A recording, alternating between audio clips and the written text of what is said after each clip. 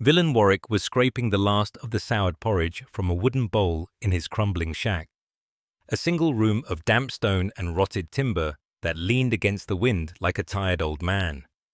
The rain was his constant companion, a steady, mournful drumming on the patched thatch roof. It was a sound that had seeped into his bones. He knew the rules of his miserable life in the village of Oakhaven. They were simple rules etched into the heart by hunger and fear. Rule 1. Keep your head down. Notice nothing, be noticed by no one. Rule 2. Pay your dues to Lord Piton. Every month, the pinch-faced little man would arrive with his leather-bound ledger, and every month Villain would give him coins he couldn't spare, for a hovel that wasn't worth the mud it stood on. And especially Rule 3, the most important rule of all, the one whispered by mothers to frighten their children and muttered by men over their watered-down ale. Never, ever, trust what comes from the Whispering Woods. The woods were a place of shadows and old fears, a place where things with tusks and claws were said to roam. But when he found the orc warrior, bleeding out and caught fast in a poacher's cruel iron snare, he broke the most important rule of all, and that choice, that single, foolish, compassionate choice, changed everything. The day had begun like any other, with a dull ache in his belly and the damp chill of the morning air. Villain pulled his threadbare cloak tighter around his bony shoulders. The rain had been falling for a week, turning the paths to sucking mud and the world to a uniform shade of grey. His own small snares, set near the edge of the woods for a rabbit or a squirrel, had been empty for days. Still, hope was a stubborn weed. He had to try. He walked with the quiet, shuffling steps of a man who expects little and receives less. His boots, thin-soled and cracked, squelched with every step. The woods loomed ahead, a dark, dripping wall of ancient trees. The air smelled of wet earth and decay, a smell so familiar it was almost comforting. He checked the first snare, a simple loop of twine, empty. The second, the same. His stomach clenched. The porridge from this morning was a distant memory. It was on his way back, his shoulders slumped in defeat, that he heard it. Not a snap of a twig or the call of a bird. It was a low sound, a guttural growl of pure agony that cut through the rhythm of the rain. It was a sound of pain so profound it transcended species. It was simply the sound of a creature that wanted to die. Villain froze. Every instinct, every rule screamed at him to turn back, to run to the relative safety of his leaky shack and pretend he'd heard nothing. That was the Oakhaven way. Mind your own. Survive. But his father's face flashed in his mind, pale and sweating, his leg swollen black from a simple cut that had turned foul. His father had died from a pain that had a sound just like that. His feet, betraying every sensible thought in his head, began to move toward the sound. He pushed through dripping ferns and around the slick, moss-covered trunks of oaks. And then he saw her. She was huge. Even crumpled on the ground, she was a mountain of green-skinned muscle and leather. An orc. A female orc, her powerful form twisted in an unnatural position.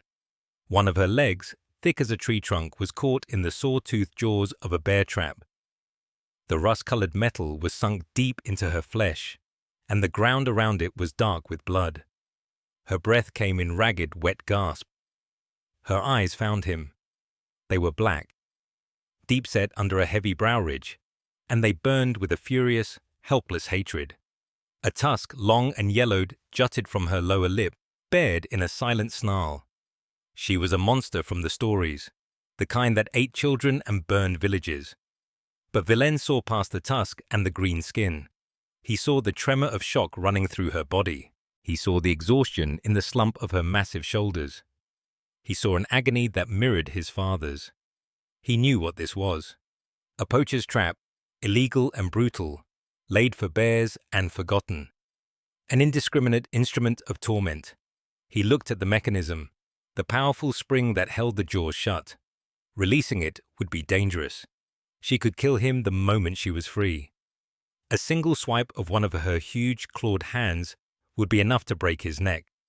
The village would stone him for this, if they ever found out. Lord Piton would have him thrown out into the mud, his debt called in, his life forfeit. He would be an outcast among outcasts. He looked at the orc's eyes again. The fire was dimming, replaced by a frightening dullness. She was dying. He thought of his mother, long gone, who had always told him that the worst sin was to see suffering and walk away. He clutched the small, rusty key he wore on a leather thong around his neck. It was all he had left of her. It opened no lock he had ever found, but in moments like this, it felt heavy with the weight of her conviction. He made his choice. I'm not going to hurt you," he whispered, his voice thin in the vast wet woods. She just stared, her breathing growing shallower. He needed leverage. He looked around frantically, his eyes landing on a fallen branch, thick and solid. It was heavy, and it took all his wiry strength to drag it over to the trap. He wedged one end of the branch into the gap between the trap's jaws, near the hinge.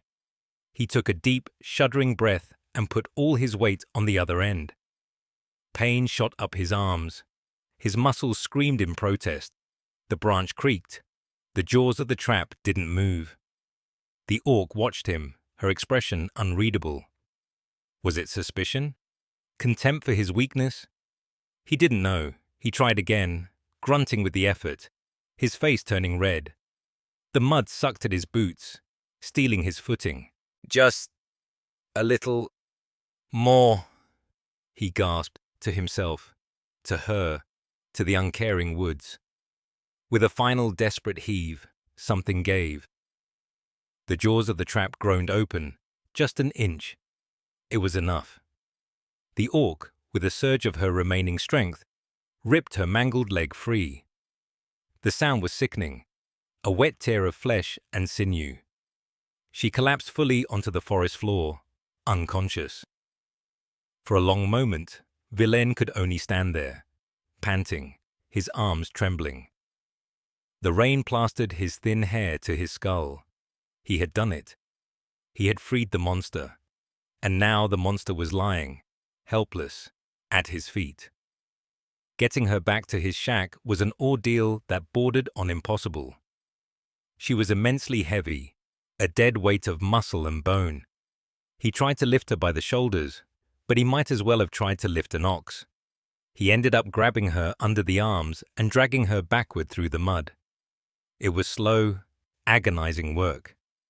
Every few feet he had to stop, his lungs burning, his back screaming. The journey, which would have taken him 10 minutes alone, took over an hour. He was covered in mud and her blood by the time he hauled her over the threshold of his hovel. The inside wasn't much better than the out. A pallet of straw in one corner, a cold hearth in the center, and the constant drip, drip, drip, drip of water from the ceiling into a collection of mismatched pots and pans. He eased her down onto his own straw pallet, the only soft thing in the entire house. Her leg was a ruin. The trap's teeth had shredded muscle and splintered bone. It needed cleaning, badly.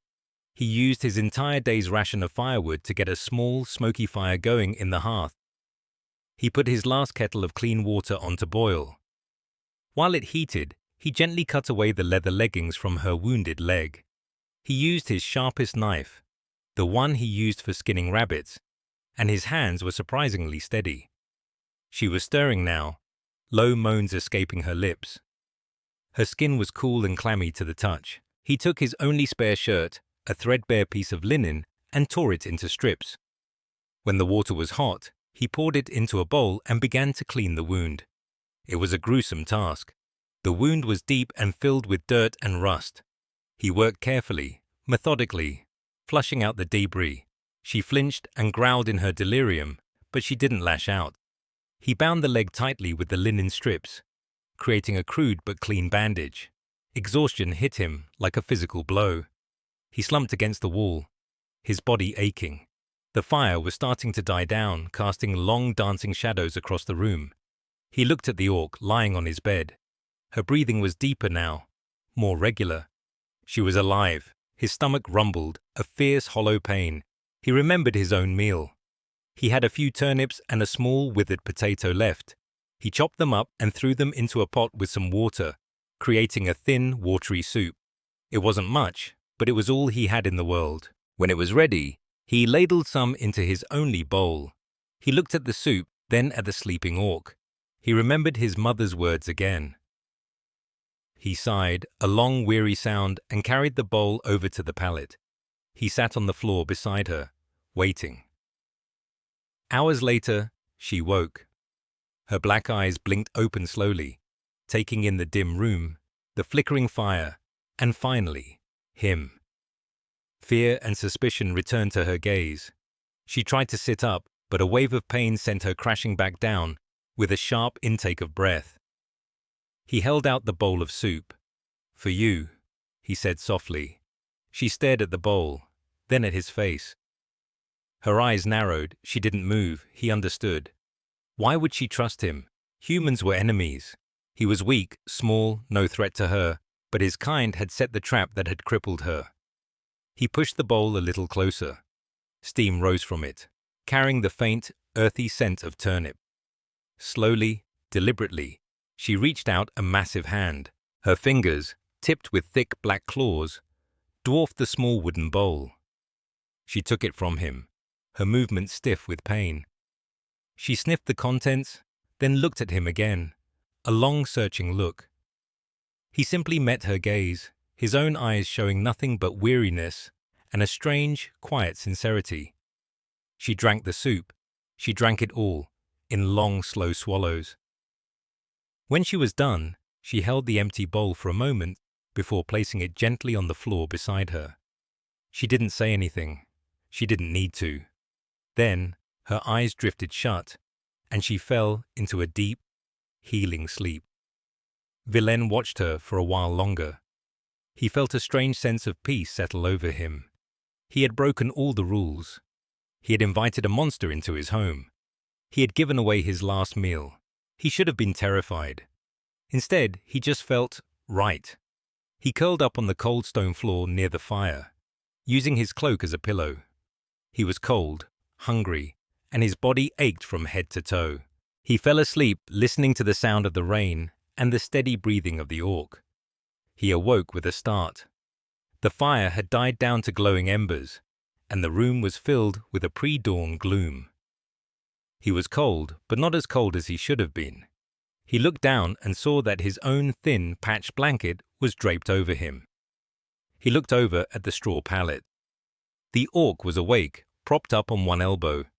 She was watching him. Her expression was still guarded, but the burning hatred was gone, replaced by something else, something he couldn't quite name. She had covered him with his own blanket. A small gesture, a meaningless gesture perhaps, but in the cold, damp misery of Villain's world, it felt like a miracle. He had shown her compassion, and she, in her own way, had shown it back.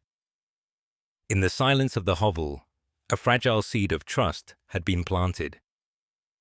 If you believe that kindness matters more than species, go ahead and hit that like button. It helps us share more stories about unlikely heroes. Now, back to Villain's decision, because things were about to get dangerous. The days that followed fell into a strange, silent rhythm. Villain would venture out for firewood and to check his snares, which remained stubbornly empty.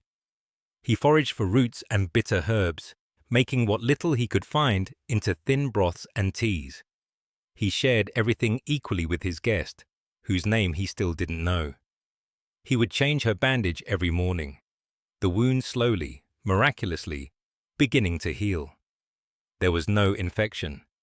Orcs, it seemed, were made of tougher stuff than men. She, in turn, remained on the pallet, mostly silent. But she was always watching him. Her intelligent eyes followed his every move as he patched his boots, mended the leaky bucket, or simply stared into the fire. There was no common language between them, but a communication was developing nonetheless. A nod of her head when he brought her water, a low grunt that he came to recognize as a sound of gratitude when he tended her leg. He started talking to her, filling the quiet space with the sound of his voice. He didn't know if she understood a single word, but it felt less lonely. He told her about the village, about the endless rain, about his mother and the rusty key she'd left him. He spoke of his debt to Lord Piton, the words tasting like ash in his mouth. He found himself confessing his fears, his weariness, his small flickering hopes. He was talking to a monster, and for the first time in years, he felt like someone was actually listening. Her name, he learned, was Garza. She spoke it one evening, her voice a low rumble like stones grinding together. He had been describing the key, turning it over and over in his palm. He said his own name, Villain, pointing to his chest. He then looked at her expectantly. She watched him for a long moment before touching her own broad chest. Garza. The name sounded like strength or like honor. As Garza's strength returned, a restlessness grew in her. She was a warrior, not an invalid. Lying on a straw pallet was a cage. One morning, Velin returned from a fruitless foraging trip to a shocking sight.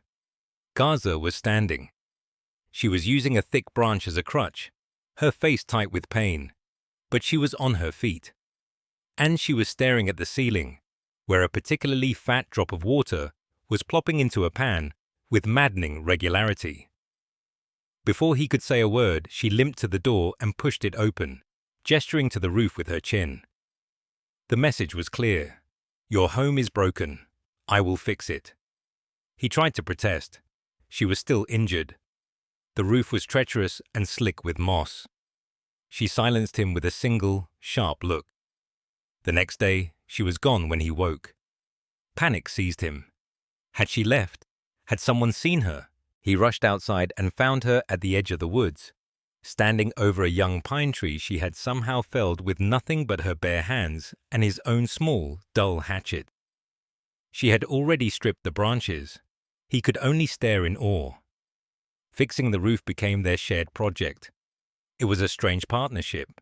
His agility and small size allowed him to scramble up onto the roof to clear away the rotten thatch, while her immense strength allowed her to haul the new timber into place. They worked without words, predicting each other's needs with an instinct that grew more certain each day. He would point to a spot, and she would hoist a log. She would grunt and gesture, and he would fetch twine or his knife. It was hard, exhausting work, but for the first time, Velin felt a flicker of pride in his home. The new pine beam she had placed was solid and strong. The roof no longer leaked in that spot. They were not just surviving together. They were building something, but their work did not go unnoticed. A house being repaired was an anomaly in this forgotten, decaying corner of Oakhaven. A wisp of smoke from a chimney that was usually cold was a curiosity. And the sound of hammering, the sight of a new, clean beam of wood on a roof that had been rotting for a decade, was an event. Old Man Hemlock, whose own hovel was just up the path, was the first to see her. He had been gathering snails in the wet grass when he looked up and saw the monstrous green figure on Villain's roof. His jaw dropped. He scrambled back to the village, his heart pounding, with a tale that grew more monstrous with every retelling. The rumor spread like a plague. Villain Warwick has taken a beast into his home. A demon from the woods. A child-eating orc. Fear, thick and ugly, coiled around Villain's small shack.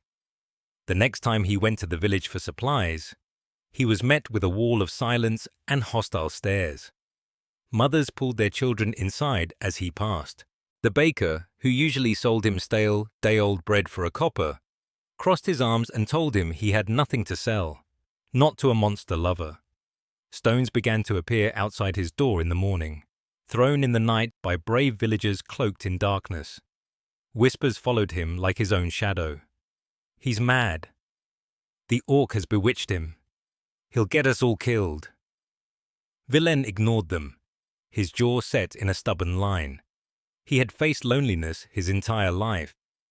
This was just a colder, crueler version of it. Then, Lord Peton arrived. He came on a fine black horse that looked absurdly out of place in the mud and poverty of Villain's path. Peton himself was small and immaculate, in a dark woolen coat, untouched by the filth around him. 2 burly, cudgel-wielding guards flanked him. He dismounted and surveyed Villain's home, with a look of profound distaste. "Warwick," he said, his voice thin and sharp, "I hear you have a guest." He didn't wait for an answer. He peered at the newly repaired section of roof. "And you've been making unauthorized improvements. Structural modifications require a permit. And a fee, of course." "It was leaking," Villain said, his voice quiet. He stood in the doorway of his home, a silent, protective barrier. "Everything leaks, Warwick. It's the nature of things," Peton sneered. "But that is not my primary concern. My concern is the beast you are harboring. A dangerous animal, I'm told. It frightens the other tenants. It lowers the tone of the entire estate." From inside the shack, a low growl rumbled. Gaza was listening. Peton's thin lips curved into a cruel smile. "Ah, there it is now. The Baron has placed a handsome bounty on Orc Scourge. 50 silver pieces. More than enough to cover your considerable debts, I should think." Villain's blood ran cold. "She is not for sale. She is under my protection." Lord Peton laughed, a dry rattling sound. "Your protection? You are a tenant in arrears, Warwick. You have no rights. And you certainly have no authority to offer protection. You are a debtor. A charity case." He pulled out his famous leather ledger and a piece of charcoal. "Let's see. For the unauthorized improvements, a fine of 10 silver. For the harboring of a dangerous creature, a public safety violation, we'll call it 20 silver. And for the emotional distress caused to your neighbors, another 10.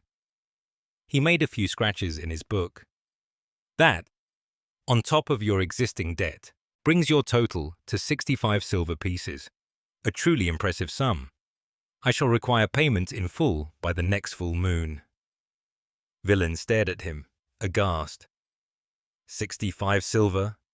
I've never seen that much money in my life." "Then I suggest you find it," Peton said smoothly, "or I will be forced to evict you. You will be thrown in the debtor's pit, and your pet will be handed over to the Baron's men. I'm sure they'll be much less gentle with her than you have been." He mounted his horse, his eyes glinting with triumph. "The full moon, Warwick. Don't be late." He rode away, leaving Villain standing in the mud, his world collapsing around him. The weight of the debt was a physical thing, crushing the air from his lungs.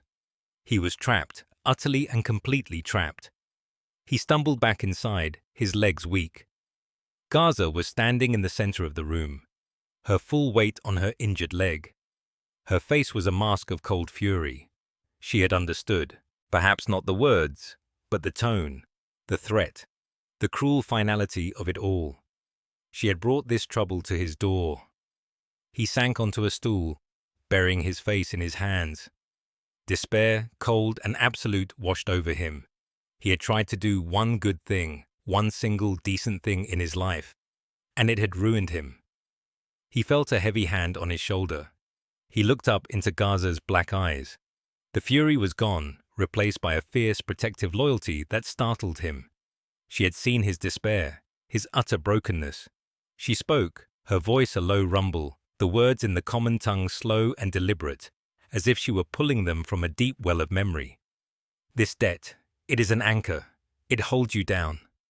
She then reached out and her thick fingers gently touched the rusty key that lay against his chest. "Some keys open locks," she said, her gaze intense. "Some show the way. Can you believe they did that? If you're rooting for this strange family to survive, make sure you're subscribed to the channel. Comment below. Would you have opened your door? But hold on, because Lord Peton wasn't finished yet. The days leading up to the full moon were the longest of Villain's life. A heavy, suffocating blanket of dread smothered the small hovel. The villagers grew bolder in their hostility. They no longer whispered. They shouted insults from a safe distance. A dead rat was left on his doorstep. The world had shrunk to the damp stone walls of his home and the hostile forest of eyes that surrounded it. Villain fell into a stupor of hopelessness. He would sit for hours, staring at the wall, turning the rusty key over and over in his fingers. It felt useless now, a child's trinket against a mountain of debt. 65 silver. He might as well have tried to pluck the moon from the sky. But while Villain descended into despair, Gaza was filled with a quiet, focused energy. Her limp was barely noticeable now. Her strength had returned, and with it, a warrior's resolve. She would not let this small, kind man be destroyed because of her. She had seen his honor, a quality she valued above all else. He had saved her life at great risk to his own. The debt was hers to repay. She began to disappear into the whispering woods for hours at a time. At first, Violin was terrified. He thought she had abandoned him to his fate, but she always returned by dusk covered in mud and pine needles. Her arms laden with strange roots and fungi he had never seen before. She would also bring back chunks of dark, oddly heavy stone. She said nothing of her purpose, and he was too lost in his own misery to ask. She spent the evenings by the fire, not idle, but working. With his small, sharp knife she began to carve one of the logs left over from the roof repair. The wood was dense and hard, but the blade in her powerful hands seemed to move with a life of its own. Chips of wood fell away to reveal a shape, a pattern, something ancient and significant. Her brow would be furrowed in concentration, her face illuminated by the flickering firelight. Villain would watch her, a strange sense of calm emanating from her focused work, a small island in his sea of panic. The day of the full moon arrived, grey and foreboding. The sky was the color of dirty dishwater. A cold wind moaned through the trees. Villain felt a leaden certainty in his gut. This was his last day in his home, his last day of freedom. Lord Piton arrived precisely at noon, as he had promised. He was not alone. His 2 usual guards were there, but also 4 of the Baron's men-at-arms, their chainmail shirts jingling with grim authority. Their faces were hard, their eyes greedy as they scanned the hovel, no doubt thinking of the 50 silver bounty. A crowd of villagers followed in their wake, drawn by the promise of a spectacle. They kept their distance, a pack of curious, fearful wolves waiting for the kill. Old Man Hemlock was at the front, his face a mixture of fear and vindictive glee. Villain met them outside his door. He was pale and thin, his clothes little more than rags. But he stood straight. He had nothing left to lose, and in that there was a strange kind of freedom. Gaza stood just inside the doorway behind him, a silent, imposing shadow. "Well, Warwick," Lord Piton began, his voice dripping with false sympathy. "The moon is full. The debt is due. Do you have my 65 silver?" Villain simply shook his head. His throat was too tight to speak. "A pity," Piton said, the sympathy vanishing, replaced by a cold, reptilian satisfaction. "A predictable pity. Guards, seize the debtor. He is to be taken to the pit. And you," he pointed a gloved finger at the Baron's men, "the beast is yours. Try not to damage the pelt too much. It might fetch an extra copper." The guards moved forward. The villagers murmured, a wave of nervous excitement passing through them. This was it, the moment of reckoning. But Villain did not move. He planted his worn boots in the mud and held his ground. "No," he said, his voice quiet but clear, carrying in the tense silence. "She is not a beast. She is a guest in my home. You will not touch her." Lord Piton let out a high-pitched laugh. "Brave words, little man. Utterly foolish, but brave. Do you intend to stop us with your harsh language?" Just as the guards reached for Villain, a sound split the air. It was not a sound of the village or the woods. It was a war horn, a deep, brazen call that spoke of iron and blood. Every head turned. From the path that led from the dark woods, a new group was emerging. They were orcs, a dozen of them, broad and brutal, clad in piecemeal armor of leather and steel. They carried jagged axes and heavy spiked clubs. Their faces were scarred and cruel. At their head was a massive orc, even larger than Gaza, with a skull-faced helm and a great sword strapped to his back. His skin was a mottled grey, and a single chipped tusk jutted from his snarling lip. The villagers gasped, stumbling back in terror. Lord Peaton's face went white. His guards froze, their cudgels suddenly looking like children's toys. The huge orc leader stomped into the clearing, his eyes scanning the scene. They landed on Gaza, who had now stepped fully out of the hovel. A slow, vicious grin spread across his face. "Gaza!" he boomed, his voice like rocks grinding together. I knew I smelled a deserter's stench on the wind, running to hide behind a human pet. He looked at the terrified humans. "I am Thrathrak Skullrender. That female is mine, a traitor to her clan. Give her to me, and I will leave your pathetic village standing. Refuse, and I will burn it to the ground and salt the earth with your bones." Lord Peaton, ever the opportunist, saw a new path to profit. "Wait," he squeaked, holding up a hand. "Warlord Thrathrak, a pleasure. That orc is a fugitive, you say? By all means she is yours. We have no love for her here. A dangerous beast." Thrathrak laughed, a horrible, rattling sound. "Good. Then there will be no trouble." His gaze fell on Vilain, standing protectively in front of Gaza.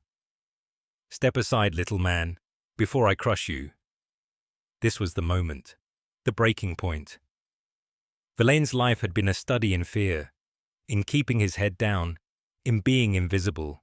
But looking at Gaza, at the quiet dignity and strength she had shown him, and then at the brutal cruelty of Thrathrak and the craven cowardice of Peaton, something inside him snapped.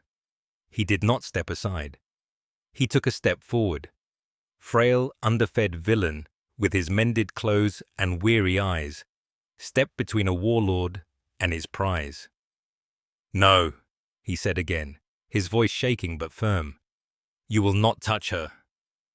A stunned silence fell over the clearing. The villagers stared, Ton's jaw hung open. Thrathrak's orcs grunted in disbelief. Even Thrathrak himself seemed taken aback for a second. Then he threw back his head and roared with laughter. "This is your champion, Garza. This half-starved stick, I will snap him like a twig." He started to move forward, his hand reaching for the hilt of his greatsword. This was the end. Vilain closed his eyes, bracing for the blow, but it never came. A powerful hand landed on his shoulder, and Gaza moved past him. She was no longer the wounded refugee. She was a commander. Her back was straight, her chin was high, and her eyes burned with an ancient, unquenchable fire. She held up the piece of wood she had been carving. It was finished. It was a disc, intricately carved with the symbol of a snarling wolf's head, encircled by a serpent eating its own tail. The sigil of the Bloodfang clan. The sigil of the true chieftain. She spoke, and her voice was not the rumbling whisper Vilain knew. It was a voice of command, a voice that rang with power and authority across the clearing. She spoke in the orcish tongue, her words sharp and clear as the crack of a whip. Vilain didn't understand the words, but he understood the meaning. He saw it in the way Thrathrak's warriors shifted their feet and looked away from their leader. He saw it in the way Thrathrak's sneer faltered, replaced by a flicker of uncertainty. Gaza pointed the sigil at Thrathrak. She called him Oathbreaker. She called him coward. She accused him of murdering the old chieftain in his sleep, of desecrating the laws of honor that bound their people. She laid his crimes bare for all his warriors to hear. Then she threw the carved sigil onto the mud between them. "Makara," she declared, her voice ringing with the weight of tradition. A single word. The ancient rite.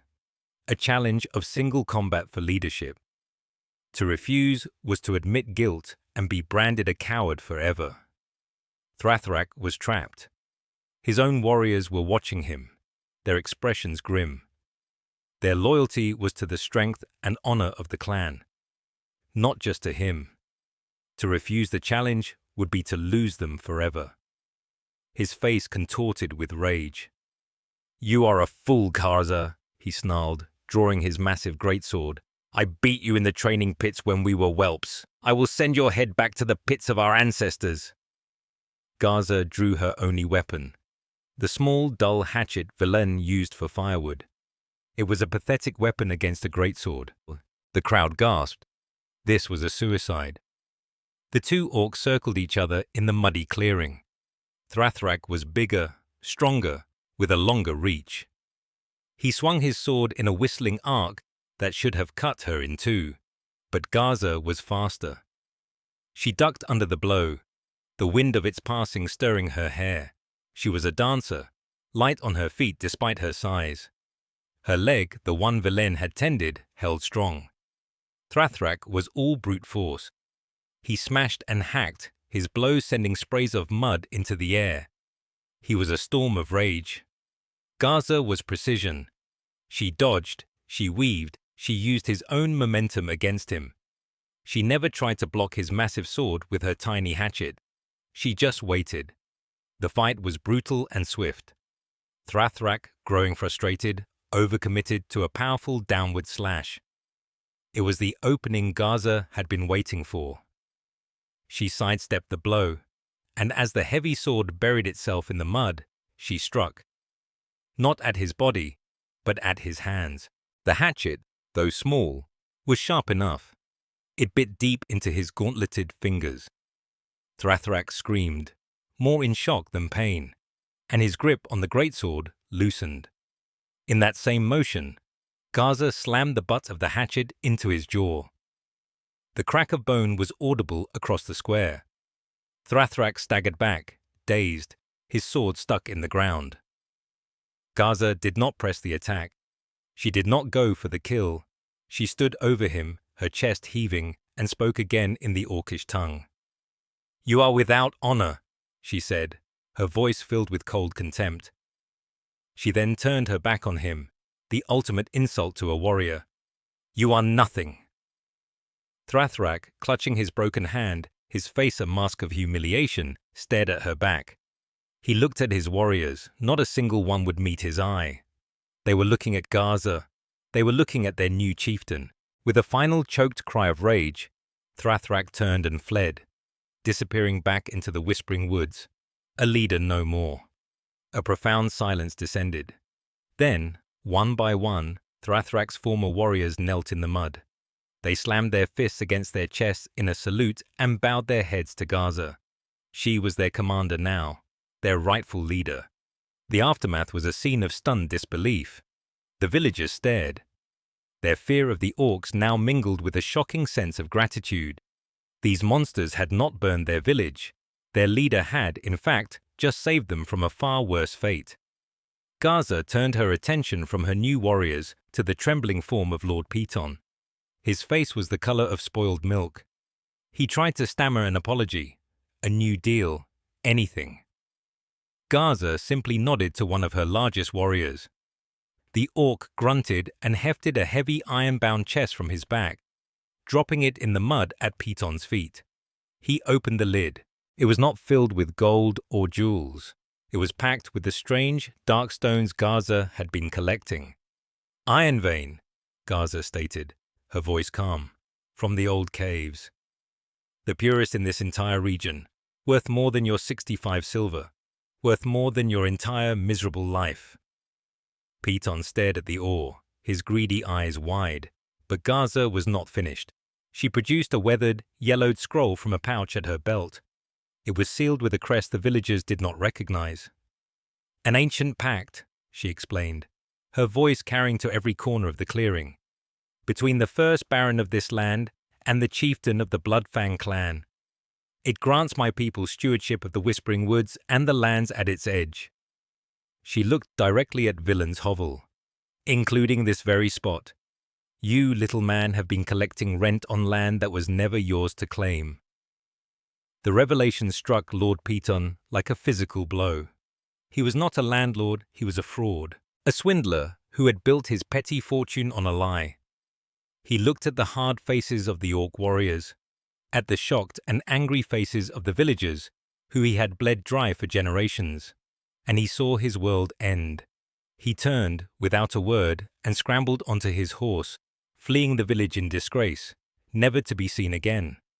The clearing was quiet again. The villagers looked at Villain, then at Gaza, their expressions a confused mix of awe, fear, and shame. They had been ready to watch a good man be destroyed and an honorable warrior be murdered. They had been wrong about everything. Villain looked at Gaza, at this incredible warrior chieftain who was also his friend, the one who had fixed his roof. He was speechless. He didn't know what to say. Gaza walked over to him, the orc warriors parting before her. She stopped in front of him and placed a heavy hand on his shoulder.